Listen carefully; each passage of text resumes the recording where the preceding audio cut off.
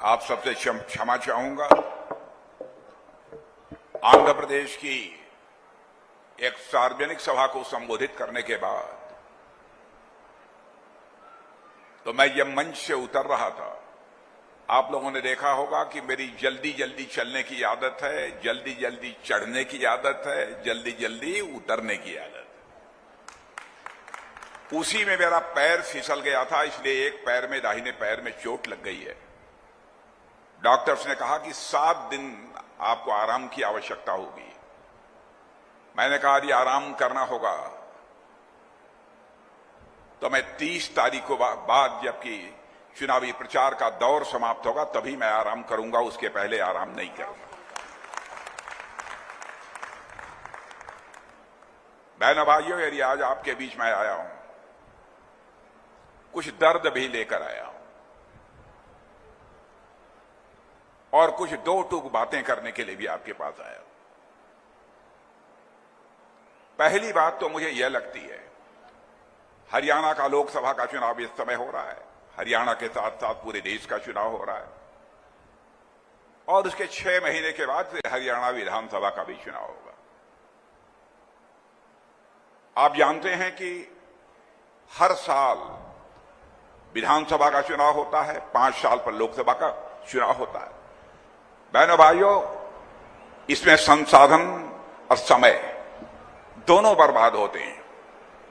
जैसे इस बार हम लोगों ने चुनावी घोषणा पत्र में फैसला किया है कि अगली जो हमारी सरकार बनने जा रही है उसमें हम एक ऐसी व्यवस्था करेंगे, 1 नेशन और 1 इलेक्शन होना चाहिए। लोकसभा और विधानसभा के सारे चुनाव साफ होने चाहिए। यह काम तो आजाद भारत के इतिहास में बहुत पहले हो जाना चाहिए था, लेकिन पता नहीं क्यों नहीं हो पाया। और जब हम लोगों ने कहा कि नहीं, हम चाहते हैं कि 1 नेशन 1 इलेक्शन हो, एक ही बार में लोकसभा विधानसभा सारे चुनाव निपट जाएं, हमारे कांग्रेस के मित्र और दूसरे राजनीतिक पार्टी के मित्र कहते हैं अरे भाई ये कैसे कर लेंगे।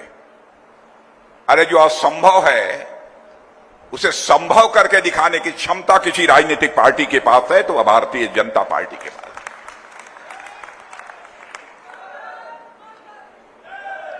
और बहनों भाइयों, उसको करके हम दिखाएंगे।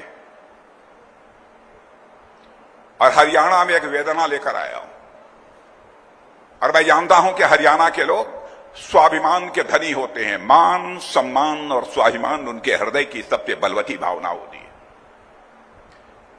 वह भूखों मर सकते हैं लेकिन अपने मान, सम्मान, स्वाभिमान से कभी समझौता नहीं कर सकते।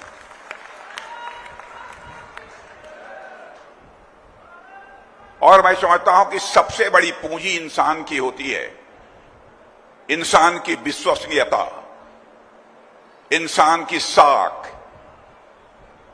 यानी कोई व्यक्ति जो बात बोले उसे पूरा करे, वही वास्तव में इंसान है। लेकिन मैं सारी राजनीतिक पार्टियों को देख रहा हूं, कहती कुछ है और करती कुछ है।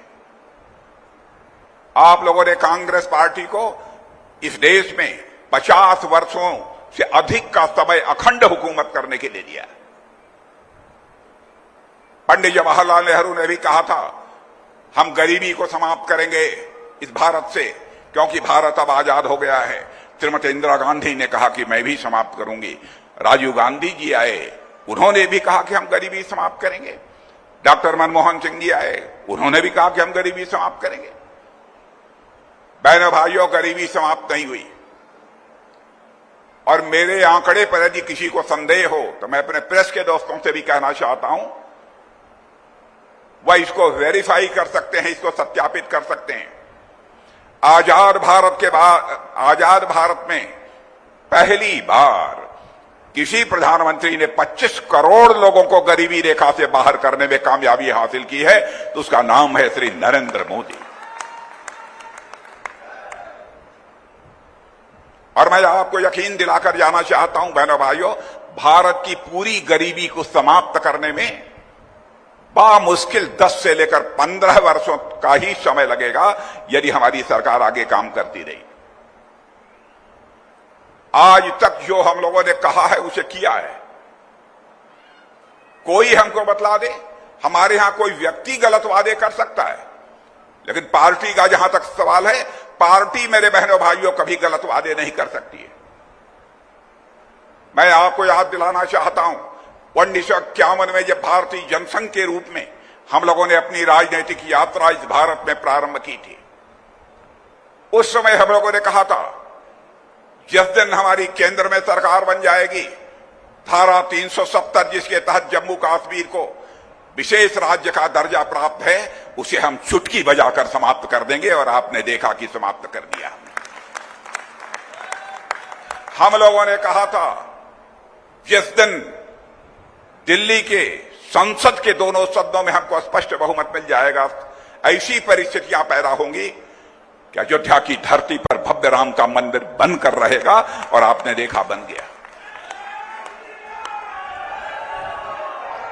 और बहनों भाइयों, मुझे याद है कि जिस समय हम लोग 1984 में झंडे लेकर रामलला का नारे लगाते थे कि रामलला हम आएंगे, मंदिर यहीं बनाएंगे, हमारे विरोधी ये कहते थे, हां बेटा रामलला हम आएंगे, मंदिर यहीं बनाएंगे, लेकिन तारीख नहीं बताएंगे। बहनों भाइयों, अब 22 जनवरी का दिन आ गया।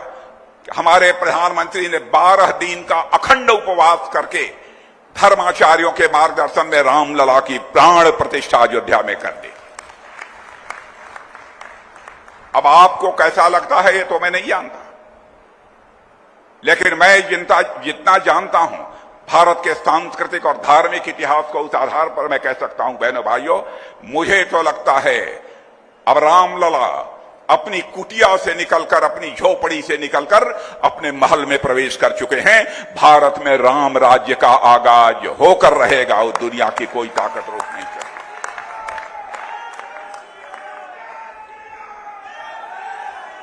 बड़े बड़े विद्वान हमसे पूछते हैं, साहब राम राज्य कैसे आ जाएगा, राम राज्य का क्या मतलब है?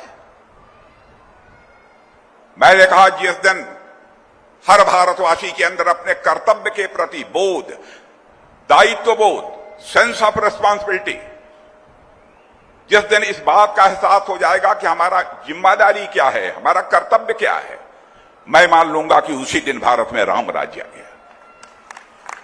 धर्म मर्यादा पुरुषोत्तम भगवान राम को भी जंगल इसीलिए जाना पड़ा था, कैकेयी के अंदर यह कर्तव्य बोध नहीं था कि हमें क्या करना चाहिए। उनको यह लगता था यह मेरा अधिकार है, मेरे बेटे को ही सिंहासन मिलना चाहिए।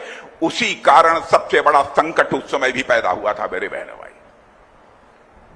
इसीलिए मैं मानता हूं जिस दिन लोगों के अंदर इस प्रकार की चेतना जागृत हो जाएगी कि हमारा इस समाज के प्रति, परिवार के प्रति, देश के प्रति यह कर्तव्य बनता है, मैं मानता हूं कि उसी दिन इस देश में राम राज्य आकर रहेगा, दुनिया की कोई ताकत नहीं रोक सकती। हम लोगों ने, मैं याद दिलाना चाहता हूं, यह भी कहा था 3 तलाक की प्रथा को समाप्त करेंगे। मुझे याद है बड़े बड़े विद्वान यह कहते थे कि मिस्टर राजनाथ सिंह, आप दूसरे धर्म के मामलों में क्यों हस्तक्षेप करना चाहते हैं? भारत एक सेकुलर, पंथ निरपेक्ष देश है, क्यों ऐसी बातें आप लोग कर रहे हैं? हिंदू मुसलमान के बीच दूरी बनाने की आप कोशिश क्यों कर रहे हैं? तलाक का यह विषय तो मुस्लिम धर्म के लोगों का है। बहनों भाइयों, मैं साफ कर देना चाहता हूं और तहे दिल में यह बात कर रहा हूं,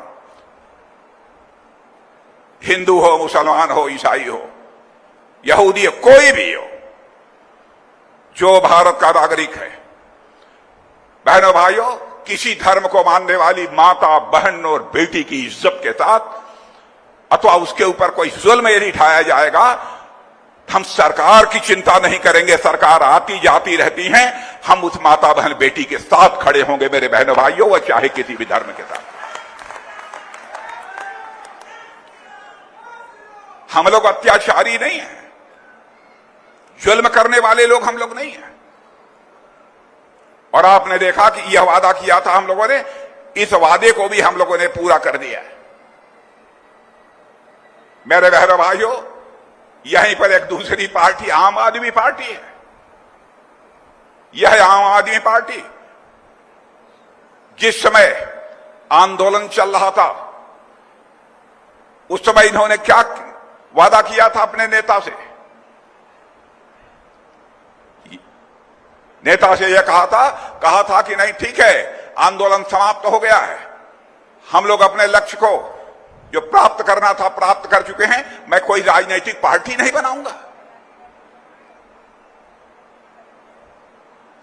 और उसके बाद भी उन्होंने नई पार्टी आम आदमी पार्टी बना ली। अपने मार्गदर्शक अपने नेता को इन्होंने धोखा दिया था मेरे बहनों भाई। वैसे ही कांग्रेस पार्टी ने किया। आजादी मिलने के बाद महात्मा गांधी ने यह कहा था, ऐ मेरे कांग्रेस के दोस्तों, कांग्रेस के झंडे के तले हमने आजादी की लड़ाई लड़ी थी, आजादी के लक्ष्य को हमने हासिल कर लिया। भिन्न भिन्न विचारधारा के लोग इसी कांग्रेस के झंडे के तले ही आजादी की लड़ाई लड़े हैं, इसलिए आजादी मिल गई है, कांग्रेस को भंग कर देना चाहिए और आपको पार्टी यदि बनानी है तो किसी नए नाम से नई पार्टी बनाइए। कांग्रेस के लोगों ने केवल सत्ता के लोभ में महात्मा गांधी की बात को भी नहीं माना है। इसलिए मैं आज अपील करना चाहता हूं बहनों भाइयों, आम आदमी पार्टी ने अन्ना हजारे साहब की बात नहीं मानी और कांग्रेस पार्टी ने बापू की बात नहीं मानी है। दोनों की मुराद यदि आप पूरी करना चाहते हैं तो मैं समझता हूं हरियाणा ही नहीं बल्कि हिंदुस्तान की राजनीति से इनका सफाया होना चाहिए। वह इंसान कैसा जो अपने ही देश की जनता की आंखों में धूल झोंके? बहादुर इंसान वही है जो जनता की आंखों में धूल झोंक कर नहीं बल्कि जनता की आंखों में आंख डालकर राजनीति करे। बहनों भाइयों, हम लोगों ने कभी नहीं किया है। भ्रष्टाचार की बात करते हैं। पंडित जवाहरलाल नेहरू जी, इंदिरा जी, राजीव गांधी जी, डॉक्टर मनमोहन सिंह जी, मैं किसी की आलोचना नहीं कर रहा हूं, लेकिन मैं डॉक्टर मनमोहन सिंह की बात याद दिलाना चाहता हूं। डॉक्टर मनमोहन सिंह जी ने अच्छे आदमी थे, मैं आलोचना नहीं करता हूं। वैसे तो मैं किसी भी प्रधानमंत्री की आलोचना नहीं करता बहनों भाइयों, चाहे किसी भी पार्टी के वो क्यों न हो, क्योंकि मैं मानता हूं प्रधानमंत्री होता है, वो व्यक्ति नहीं होता है, वो संस्था होता है। स्वस्थ लोकतांत्रिक व्यवस्था में मर्यादाएं किसी भी सूरत में टूटनी नहीं चाहिए।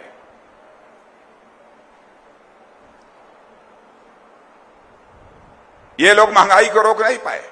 भ्रष्टाचार, राजीव गांधी जी जैसा व्यक्ति है, उसने कहा मैं क्या करूं, दिल्ली से 100 पैसा मैं नीचे भेजता हूं, बामुश्किल 14-15 पैसा लोगों की जेबों में पहुंच पाता है। यह लाचारी व्यक्त की थी भारत के प्रधानमंत्री राजीव गांधी जी ने। डॉक्टर मनमोहन सिंह जी भी उसे स्वीकार नहीं कर पाए, लेकिन आपने देखा होगा 56 इंच सीने का हमारा प्रधानमंत्री, उसने इस चुनौती को स्वीकार किया। जनधन मोबाइल और आधार की ऐसी त्रिमूर्ति तैयार कर दी कि आज दिल्ली के बैंकों से 100 पैसा चलता है तो 100 का 100 पैसा आपकी जेब में पहुंचता है। बहनों भाइयों, भ्रष्टाचार भाषण देकर समाप्त नहीं किया जा सकता।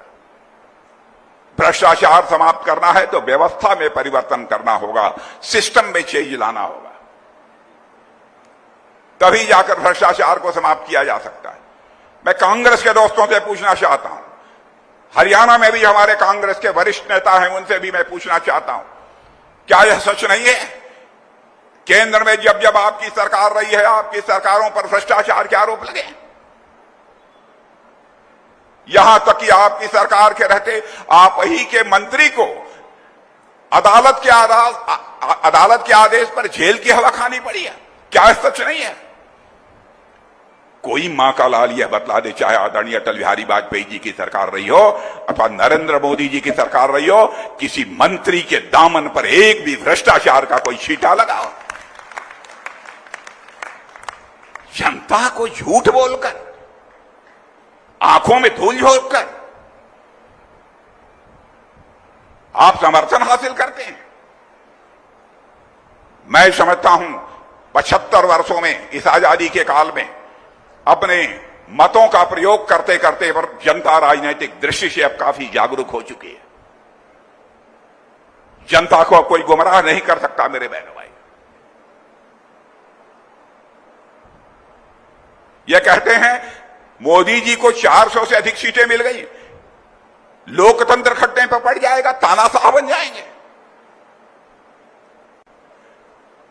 मैं आपको याद दिलाना चाहता हूं, पुराने लोग जो यहां पर बैठे हैं, 1975 में उसके पहले के चुनाव में श्रीमती इंदिरा गांधी चुनाव हार गई थी। पिटीशन था, हाई कोर्ट में पिटीशन हार गई। नैतिकता के नाते उन्हें अपने पद से त्याग पत्र दे देना चाहिए था, लेकिन उन्होंने क्या किया?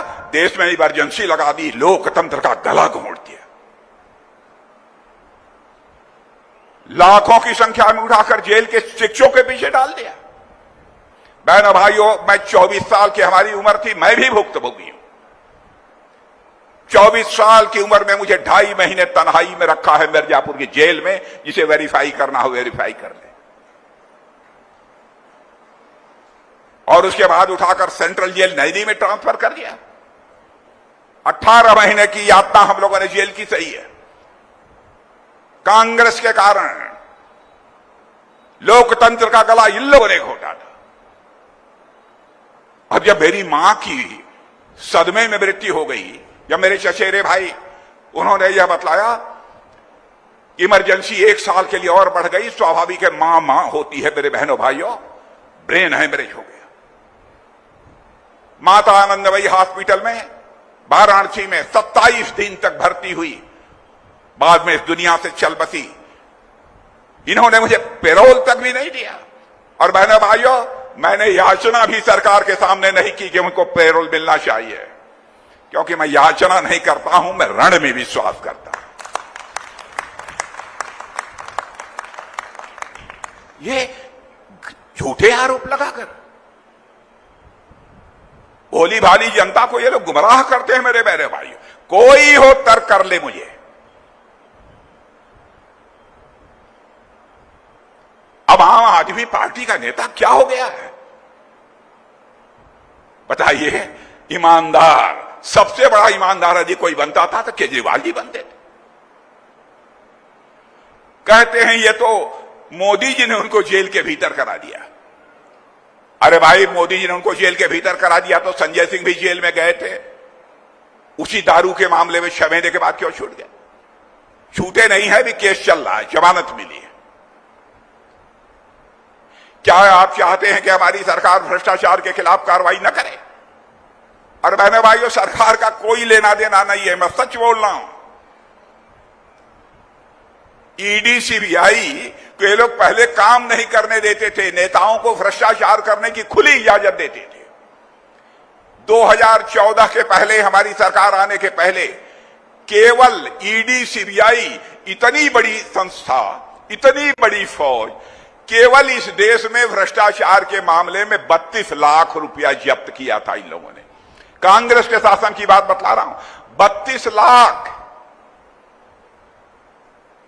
और इस बार ये भ्रष्टाचार के खिलाफ हम लोगों ने मुहिम छेड़ी है मेरे बहनों भाइयों, तो आपको जानकर गौरव की अनुभूति होनी चाहिए कि इस बार लगभग 22,000 करोड़ रुपए या कैश बरामद किए गए हैं। और इतना ही नहीं, 1 लाख करोड़ से अधिक की संपत्ति जब्त की गई है। आप लोग ये क्यों नहीं, ये लोग नेता लोग, हिम्मत है, ईमानदारी है तो खुलकर जनता से बात करो। आप 50-55 वर्षों तक हुकूमत किए, 32 लाख रुपया भ्रष्टाचार में आप लोगों ने जब्त किया। कहां ये बड़े बड़े नेता आलीशान महल बनाकर घूमते हैं?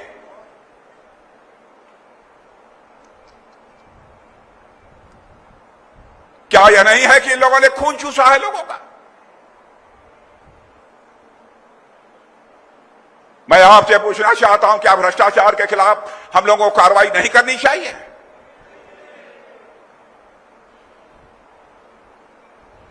इस पर भी अंगुली उठाई जाती है। मैं जानता हूं ये सब सारे लोग बड़े चतुर होते हैं, आपके सामने आकर गलत तर्क पेश करेंगे, लेकिन मेरे सामने आकर गलत तर्क पेश करें।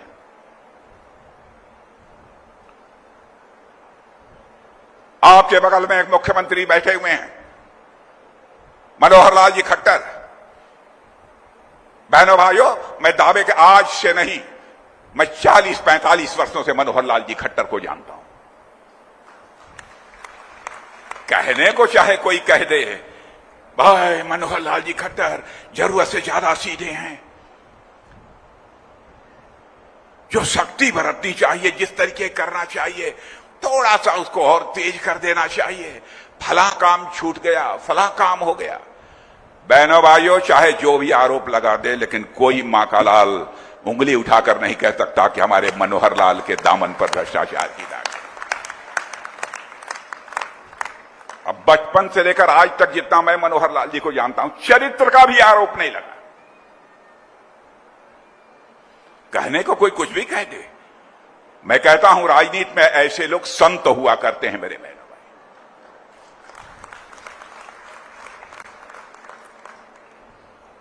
देश आगे बढ़ रहा है, भारत का कद दुनिया में ऊंचा हुआ है मेरे बहनों भाइयों। पहले भी मैं विदेशों में जाता था, दुनिया के मंचों पर, अंतर्राष्ट्रीय मंचों पर मैं कुछ बोलता था तो दुनिया कहती थी भारत बोल रहा है, चलो थोड़ी देर के बाद चाय वगैरह पीने के बाद आएंगे, जब दूसरे लोग अमेरिका बोलेगा, चीन बोलेगा, रूस बोलेगा, तब आएंगे। माने हमारी बातों को अंतर्राष्ट्रीय मंचों पर गंभीरतापूर्वक सुना नहीं जाता। लेकिन आज आपको जानकर खुशी होगी, स्वाभिमान जाग उठेगा आपका। आज अंतर्राष्ट्रीय मंचों पर भारत कुछ बोलता है, सारी दुनिया कान खोलकर सुनती है कि भारत बोल क्या रहा है। बहनों भाइयों, यह भारत के हित में। मेरी बात यदि गलत हो तो हरियाणा के बहुत सारे लोग विदेशों में हैं, इनसे जाके पता, इनसे पूछ लीजिए, आज यही टेलीफोन मिलाकर पूछ लीजिए कि राजनाथ सिंह आए थे या कहा है उन्होंने, सच है कि गलत है।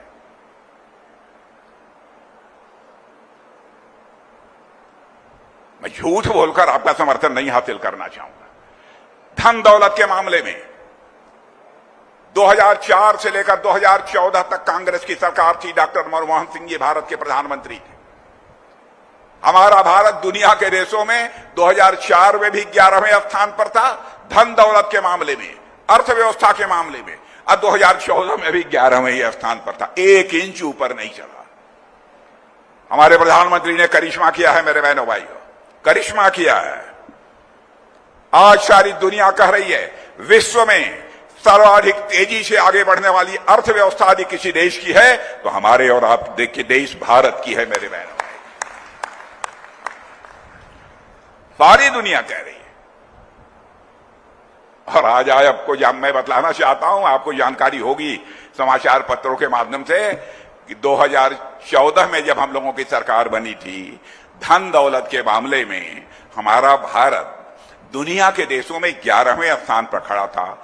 8 साल के अंदर जंप लेकर 5वें स्थान पर पहुंच गया।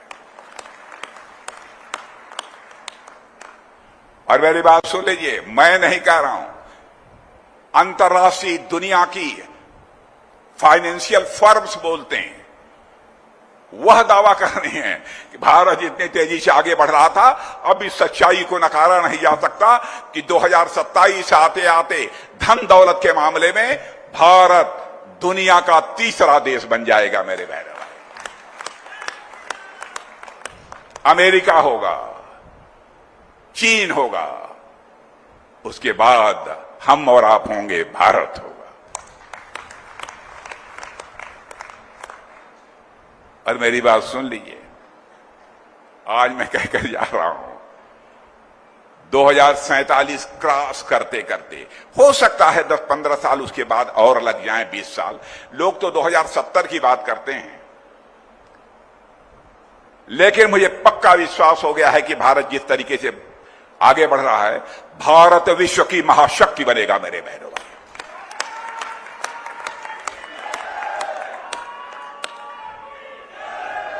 भारत विश्व की महाशक्ति बनेगा।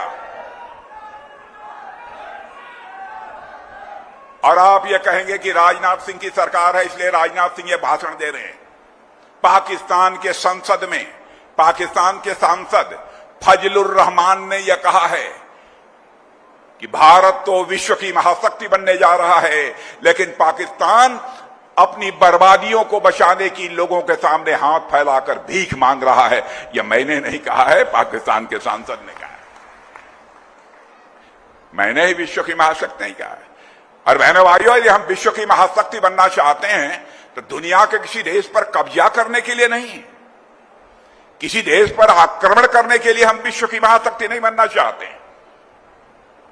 विश्व की महाशक्ति यदि हम बनना चाहते हैं तो विश्व के कल्याण के लिए बनना चाहते हैं बहनों भाइयों, क्योंकि हमारे देश के ऋषि और मनीषियों ने भारत की सीमा में रहने वाले लोगों को ही अपने परिवार का सदस्य नहीं माना है, बल्कि पूरे विश्व की वसुधा पर रहने वाले सारे लोगों को अपने परिवार का सदस्य मानते हुए वसुधैव कुटुंबकम का संदेश सारे विश्व को दुनिया की किसी देश की धरती से गया है तो हमारे और आपके देश की धरती भारत से है।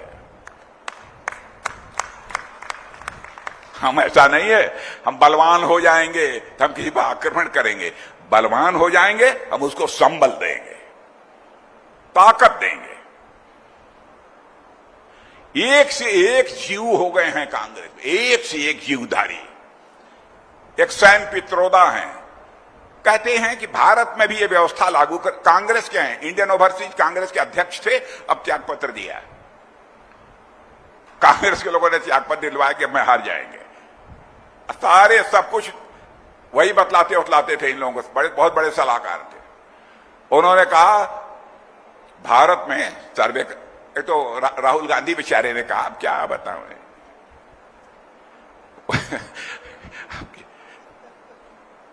बहन भाई, राहुल गांधी ने कहा कि आपकी संपत्ति का सर्वे कराया जाएगा, अब तन्निक भी इधर उधर कुछ ज्यादा है उठाकर दूसरों को बांट दिया जाएगा। आप लोग तो प्रसन्न होंगे, इससे खुश हैं कि नहीं है? अब उनके वरिष्ठ सलाहकार बड़े विद्वान माने जाते हैं, अमेरिका में रहते हैं। पहले जब यहां कांग्रेस की सरकार थी, इन लोगों के सलाहकार थे, यहीं रहते थे, सैम पित्रोदा। उन्होंने कहा कि भारत में ऐसा करना चाहिए कि यदि घर का मुखिया मर जाता है, मृत्यु यदि हो जाती है, तो उसमें आधा से अधिक यानी 55% प्रॉपर्टी सरकार को जब्त कर लेनी चाहिए और केवल 45% जमीन संपत्ति उस परिवार के पास रह जानी चाहिए। आपको मंजूर है आपके घर का कोई मुखिया मर जाए और आधा से अधिक संपत्ति सरकार ले ले? मंजूर है? अरे भैया, लगता है पीछे वालों को मंजूर है क्या? क्या हो गया है इन लोगों को?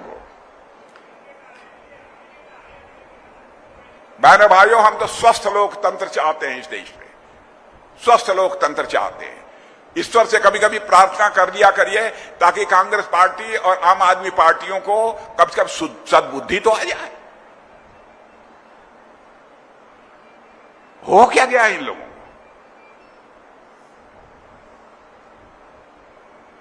अरे बहनों भाइयों, रक्षा के मामले में भी हम लोग कमजोर नहीं है। बताइए, 2006 में एक सच्चर कमेटी कांग्रेस ने बनाई थी। उसने कहा देखो, सेना में गिनती कराओ, कितने हिंदू हैं, कितने मुसलमान हैं, कितने ईसाई हैं। हरियाणा में ऐसे बहादुर सेना के जवानों की कमी नहीं है। उनसे पूछिए क्या उन्हें मंजूर है? वन रैंक वन पेंशन की बराबर बात करते थे। सेना के जवानों को नहीं मालूम होगा, अधिकारियों को तो मैं बतलाना चाहता हूं, 500 करोड़ का यह प्राविजन करते थे, प्राविधान करते थे बजट में। 500 करोड़ में वन रैंक वन पेंशन लागू हो जाएगा। बहनों भाइयों, लाखों करोड़ जी खर्च किया है अपने नौजवानों, अपने देश के सीमा के जवानों के सम्मान में, तो भारतीय जनता पार्टी ने किया है। हम लोगों ने वन रैंक वन पेंशन प्रभावी तरीके से लागू किया।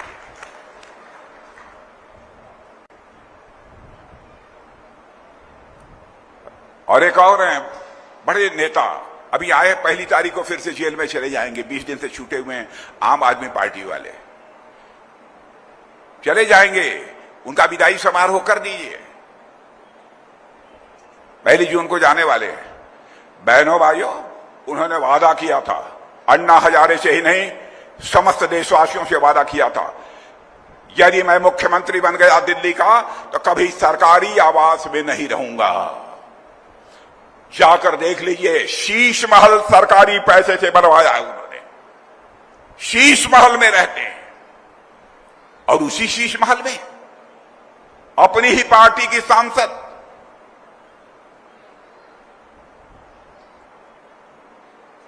उसकी लात घूसों से पिटाई की गई, बाल खींचे गए। महिला महिला होती है मेरे बहनों भाई। भारत की परंपरा है कि हमारे देश के ऋषि और मनीषियों ने कहा है, यत्र नारायण पूजन्ते तत्र रमन्ते देवा। और वह उनकी सांसद है, राज्यसभा की सांसद है। और जिस उनके निजी सचिव ने पिटाई की घर में, मैंने कुछ दिनों पहले देखा कि अपने साथ लेकर घूम रहे थे। आज एक लफ्ज उसके बारे में नहीं बोलते हैं।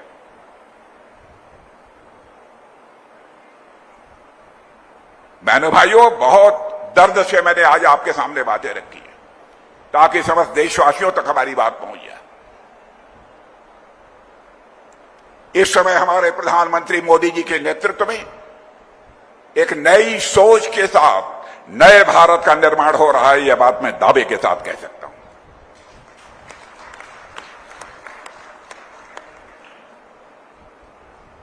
और आपको पता नहीं क्या लगता होगा, लेकिन मैं कह रहा हूं, मनोहर लाल जी खट्टर जैसा प्रत्याशी आपको मिला है।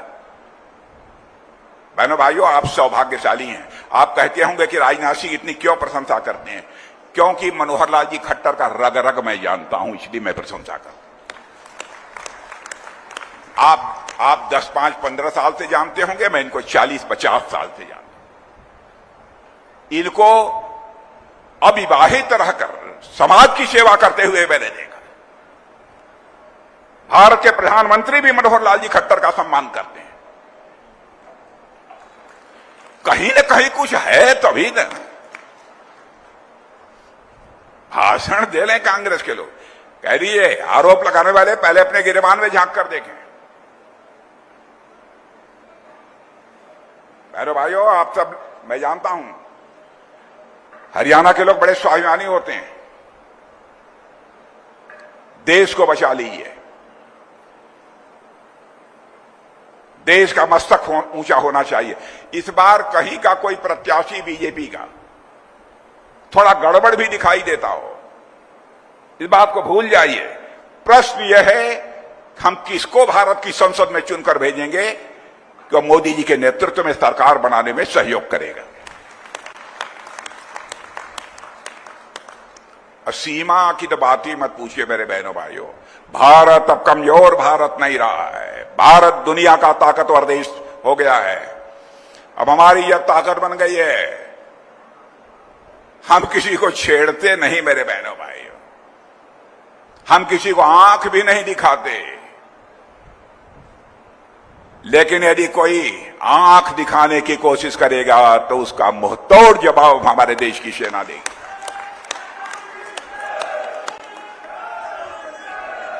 और मेरे बहनों भाइयों, मेरी बात सुन लो, मेरी बात आप सुन लो। भारत कमजोर भारत नहीं है। भारत के पास वह ताकत है कि सीमा के इस पार भी मार सकता है। जरूरत पड़ी तो सीमा के उस पार भी जाकर भारत मार सकता है। यह भारत की ताकत है। इसलिए मैं आप सभी लोगों से निवेदन करूंगा, कमल का फूल, माताएं बहनें बैठी हैं, उनके सामने भी उनके सम्मान में मैं शीश झुकाता हूं। नारी शक्ति का सदैव भारतीय जनता पार्टी ने सम्मान किया है। और आप देखिए, परमात्मा की कृपा, भारत को धनवान ही यदि बनना था तो ये बीजेपी जब पूर्ण बहुमत से सरकार बना ली तभी से भारत धनवान बनना शुरू हुआ। कारण जानते हैं? कारण जानते हैं? बैंक पहले घाटे में चलते थे। 3 लाख, जाकर नोट करके देख लीजिएगा, कम 3 लाख करोड़ के मुनाफे में भारत के बैंक चल रहे हैं।